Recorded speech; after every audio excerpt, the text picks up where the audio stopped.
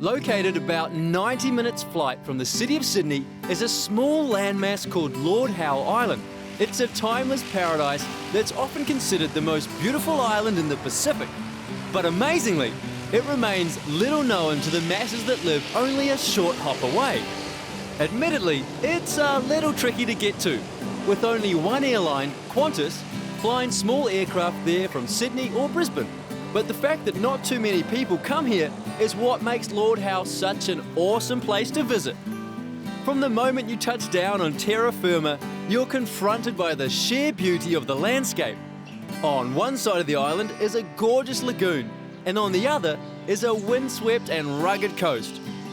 Through the heart of the island is a small, self-sufficient settlement where a handful of locals live in harmony with their spectacular surrounds.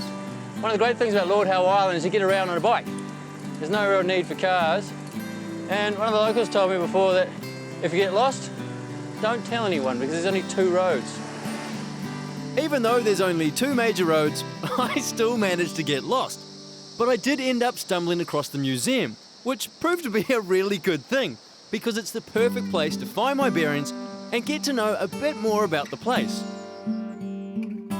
The Lord Howe Island Museum has a range of displays, exploring the island's World Heritage environment and history, going back to 1788 when it was first discovered, and covering the years of continuous settlement since 1834.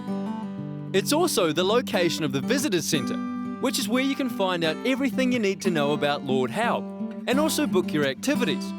But the best parts of the museum are all the natural history exhibits. They give a detailed description of the incredible biodiversity of the island. There's even a skeleton of an extinct giant horned turtle which once roamed the land. Well, there's always something new to discover here, even though I've been photographing and recording and researching for 29 years, I can still go out into the forest, down to a bird colony, and just spend some time observing and see something new, behaviour, different plant in different location. Yes, there's always something new to sort of spark me. What are the locals like? Well, the locals are quite varied as is any community, but I'd say as a whole the people that live on Lord Howe are more environmentally aware than anywhere else in Australia. Right. Or perhaps the world. This is their home. People want to see it preserved for their livelihood, also just for their way of life. They want to see that preserved for their children as well. So people here are very, very conscious of the environment. Do you ever go away for holidays? Yeah, I usually try and go away. A couple of days in Sydney is a nice break from Lord Howe Island.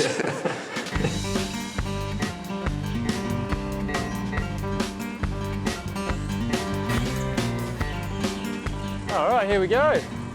CBD Lord Howe.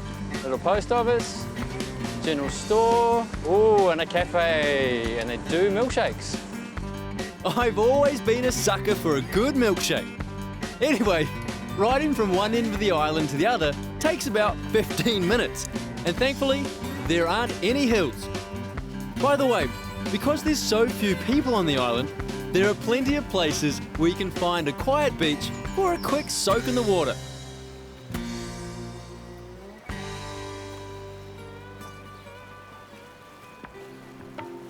Even though Lord Howe is only 11 kilometres long and 2 kilometres wide, the island is laced with dozens of well-marked walking trails.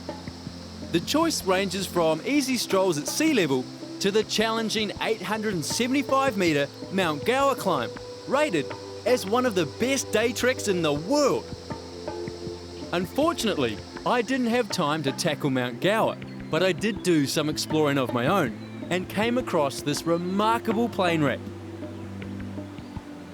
This was once an aircraft called a Catalina flying boat, and it crashed in September 1948, killing 7 people. What happened is that during a training mission it developed a fuel leak and had to attempt an emergency landing in the lagoon shortly after dark. It lost power and struck a ridge before ploughing into the ground. Amazingly, 2 people survived. The wreck has been left as it was after the accident, acting as a monument to those that perished. From the Catalina wreck, I continued along the trail, making my way towards the 145-metre peak of Mount Eliza, and one of the best vantage points on the island, Kim's Lookout.